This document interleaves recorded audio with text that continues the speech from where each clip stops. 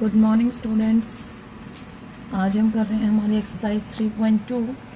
Last video में हमने हमारी 3.1 कंप्लीट की थी, आज हम 3.2 कर रहे हैं। ठीक है, तो देखिए हमारी एक्सरसाइज 3.2 है। क्या कहता है 3.2 में फर्स्ट क्वेश्चन है। इसका बेसिक मैंने आपको बता दिया था 3.2 का। लास्ट वीडियो में हमने क्या किया था कि कोई भी दो पोलिनोमियल इक्वेशंस ली थी हमने, linear a1x plus b1y plus c1 equal to 0, a2x plus b2y plus c2 equal to 0। हमने क्या किया था, if a1 by a2 is not equal to b1 by b2 is not equal to c1 by c2, then lines are, हाँ जी, intersecting, the lines are intersecting and has a unique solution। और जिनका solution होता है वो कैसी होती हैं, कंसिस्टेंट। कैसी होंगी, कंसिस्टेंट। लाइन्स आर इंटरसेक्टिंग, अगर इंटरसेक्टिंग है तो किसी एक पॉइंट पे एक दूसरे को कट करेंगी, तो ये ही एक पॉइंट हमारा क्या आ जाता है, इसका सॉल्यूशन आ जाता है। ठीक है, तो अगर सॉल्यूशन है इक्वेशन का तो वो कैसी होंगी, कंसिस्टेंट। ठीक है, 1 पे ये किया था हमने। सेकंड पे क्या किया था, if a1 by a2 is equal to b1 by b2 but not equal to c1 by c2, then lines are कैसी होंगी, पैरेलल। कैसी होंगी, पैरेलल। और पैरेलल लाइन्स के बीच में कोई भी सॉल्यूशन नहीं होता, हैज नो सॉल्यूशन। अब इनका सॉल्यूशन ही नहीं होता तो ये कैसी होंगी, इनकंसिस्टेंट। इनकंसिस्टेंट, क्लियर है। फिर थर्ड में आता है हमारा a1 by a2 is equal to b1 by b2 is equal to हो जाएगा c1 by c2, then lines are coincident. कैसी होंगी, कॉन्सिडेंट। और कॉन्सिडेंट सॉल्यूशन क्या करती हैं, हैव मैनी सॉल्यूशंस। इनके बहुत सारे सॉल्यूशन होते हैं। अब सॉल्यूशन होते हैं तो कैसी होंगी, कंसिस्टेंट। ठीक है, लास्ट वीडियो में हमने ये चीज़ की थी, इस बार भी हमने थोड़ा सा रिव्यू कर लिया इनको। ठीक है, तो ये एक्सरसाइज हमारी इसी के ऊपर बेस है। तो फर्स्ट ऑफ ऑल हमारा फर्स्ट क्वेश्चन देखते हैं। Form the pair of linear equations in the following problems. Problems दी हुई है, हमें पहले लीनियर इक्वेशंस बनानी है and find their solutions graphically, और उनका सॉल्यूशन निकालना है हमें कैसे, ग्राफ से। ठीक है, तो फर्स्ट में है 10 student of class 10th took part in mathematics quiz. Mathematics quiz में 10 स्टूडेंट पार्टिसिपेट कर रहे हैं। If the number of girls is 4 more than number of boys, मतलब गर्ल्स कितनी है, बॉयज से 4 ज़्यादा। Find the number of boys and girls who took part in the quiz. हमें क्या बताना है, नंबर ऑफ बॉयज बताने और नंबर ऑफ गर्ल्स बताने जिन्होंने क्विज में पार्टिसिपेट किया। तो देखो कैसे करोगे, पहले हम लेट करेंगे, let number of boys, let number of girls. Let number of boys equal to क्या ले लिया हमने, x, नंबर ऑफ गर्ल्स क्या ले लिया हमने, y। ठीक है, अब टोटल स्टूडेंट कितने हैं जो पार्टिसिपेट कर रहे हैं, 10 है ना। तो अकॉर्डिंग टू फर्स्ट कंडीशन, पहली कंडीशन क्या कहती है, ये कहता है कि टोटल स्टूडेंट, मतलब टोटल तो बॉयज और गर्ल्स का टोटल होगा, वो कितना बताया इसने, x plus y equal to 10। Clear है, x plus y equal to 10। फिर है according to second condition.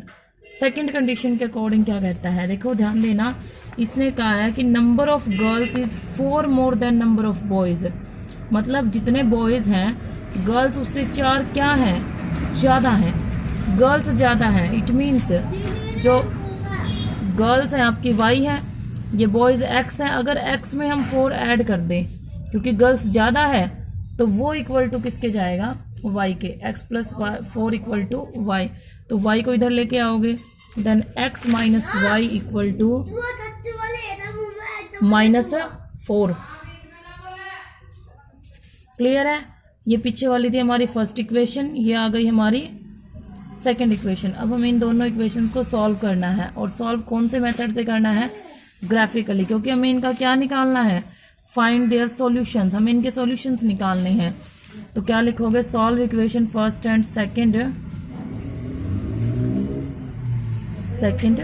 Graphically, graph से। ठीक है, तो ग्राफिकली सॉल्व कर रहे हैं हम, तो ग्राफ बनाते हैं पहले हम। Graph for x plus y equal to 10। इसके लिए अगर हम टेबल बनाते हैं एक्स वाई की, तो अगर x 0 लिया तो y 10, और अगर y 0 ले लिया तो x 10। ठीक है, ये दो आ गए। उसके बाद प्लॉट कर देंगे 0 10 10 0 को ऑन द ग्राफ। फिर लेंगे हम ग्राफ को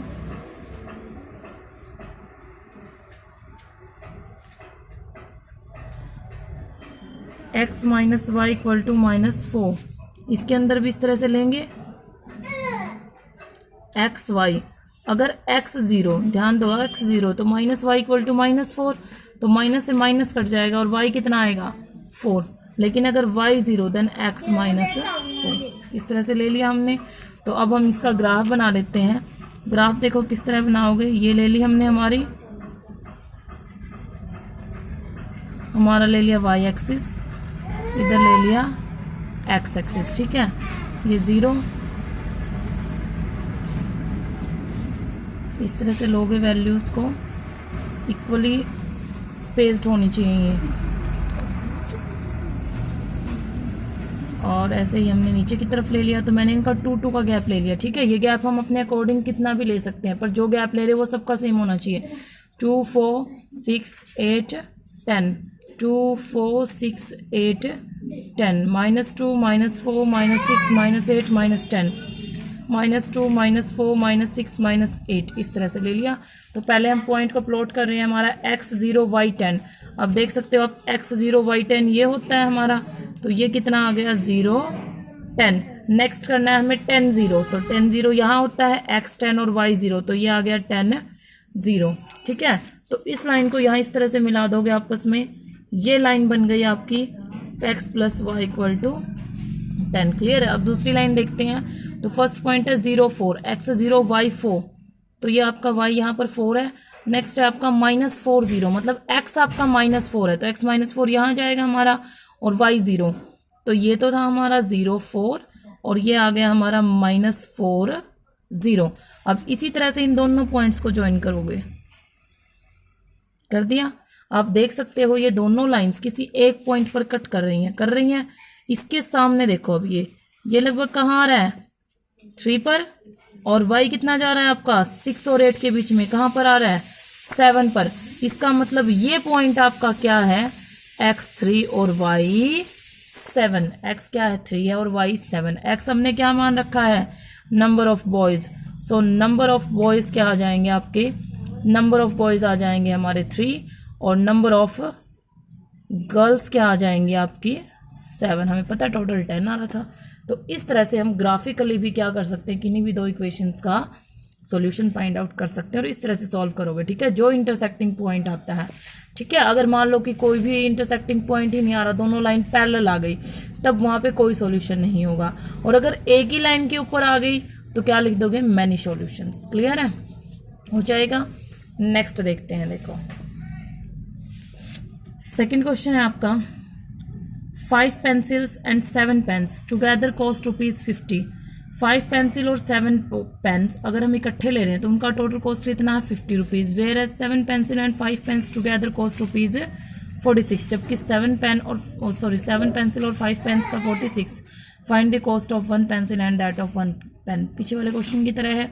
लेट कर लेंगे cost of 1 pencil x, cost of 1 pen equal to y। अब 1 का x है तो 5 का 5x प्लस में 7y equal to 50। First equation according to second condition 7x plus 5y equal to 46। दोनों इक्वेशंस को ग्राफिकली सॉल्व कर देंगे। क्लियर है आपको यहाँ तक? नेक्स्ट देखते हैं, हमारा सेकंड क्वेश्चन है ऑन कंपेयरिंग द रेशियोज। हमें रेशियोज को कंपेयर करना है, A1 by A2, B1 by B2 and C1 by C2। Find out whether the lines representing the following pairs of linear equations intersect at a point are parallel और coincident. हमें ये बताना है कि वो क्या है, इंटरसेक्टिंग लाइन है या फिर पैरेलल है या फिर कॉन्सिडेंट है। तो देखो इसका मेथड बता रही हूँ मैं आप लोगों को करने का, कैसे करना है। तो हम सबसे पहले लेंगे यहाँ पे हमारी गिवन इक्वेशंस, सेकंड का हम फर्स्ट पार्ट ही ले रहे हैं, ठीक है।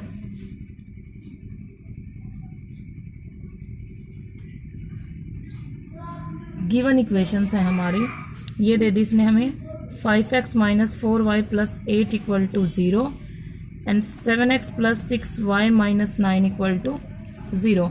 फिर करोगे compare with a1x plus b1y plus c1 equal to 0 and a2x plus b2y plus c2 equal to 0। अगर हम इससे कंपेयर करते हैं देन a1 कितना आ गया 5, b1 minus 4, c1 8, a2 7, b2 6 और c2 माइनस 9। सभी वैल्यूज ले ली। तो अब लिया हमने a1 बाई a2 निकाला हमने, कितना आ गया 5 बाय 7, b1 बाय b2 निकाला हमने, रखो minus 4 bye 6, c1 by c2 रखा हमने, 8 बाय माइनस 9। हम देख सकते हैं a1 by a2 5 by 7 minus 4 by 6 8 में क्या तीनों इक्वल आ रहे हैं? नहीं आ रहे। a1 by a2 b1 by b2 के इक्वल है नहीं है। तो क्या लिखोगे? वी कैन से दैट, यहां से मैं आगे कर रही हूं,